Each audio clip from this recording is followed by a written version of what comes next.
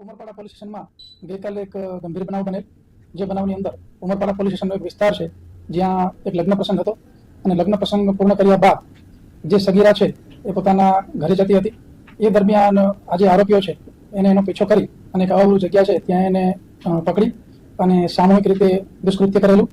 જ્યારે યુવતીએ એમના પરિવારજનને જે કિશોરીએ વાત કરી ઘટના અંગેની, તો તાત્કાલિક એના પરિવારજનોએ પોલીસનો સંપર્ક કરેલો અને આ ઘટનાને ખૂબ જ ગંભીરતાથી લઈ તાત્કાલિક અમે લોકો તમામ ટીમ સાથે ઉમરપાડા પહોંચી ગયેલા અને આની અંદર સંડોવાયેલા જે આરોપીઓ છે એ આરોપીઓની તાત્કાલિક ધરપકડ કરવામાં આવેલી. ખાસ તમામ આરોપીઓ જે પકડાઈ ગયા છે એમાં 3 આરોપીઓ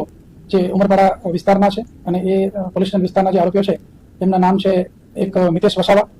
એક આકાશ ચૌધરી અને જે 3 નંબરના આરોપી છે એ રાહુલ વસાવા અને અન્ય એક કાયદાના સંઘર્ષમાં આવેલ કિશોર છે, જે બાબતની અમે અલગથી જે એક્ટ મુજબની કાર્યવાહી કરી રહ્યા છીએ અને જે આરોપીઓ છે એમને સખતમાં સખત સજા થાય એ પ્રકારની કાર્યવાહી કરી રહ્યા છીએ. જે ગુનો દાખલ કરવામાં આવ્યો છે એ BNSની સંલગ્ન કલમો અને પોક્સોની સંલગ્ન કલમો મુજબ દાખલ કરવામાં આવ્યો છે કે જેની અંદર આજીવન કેદથી લઈ અને મૃત્યુદંડ સુધીની સજાની જોગવાઈ છે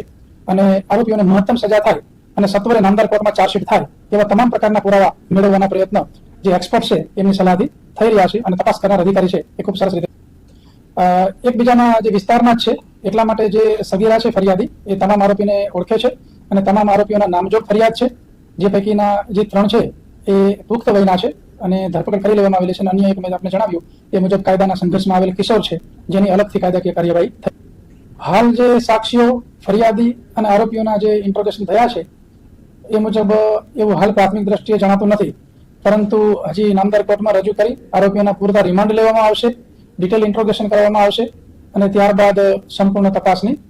આગળ કાર્યવાહી કરી શકાશે. અને આપણે જે વાત કરી એ બાબતે પણ અમે આરોપીઓ પણ લગ્ન પ્રસંગમાં હાજર હતા.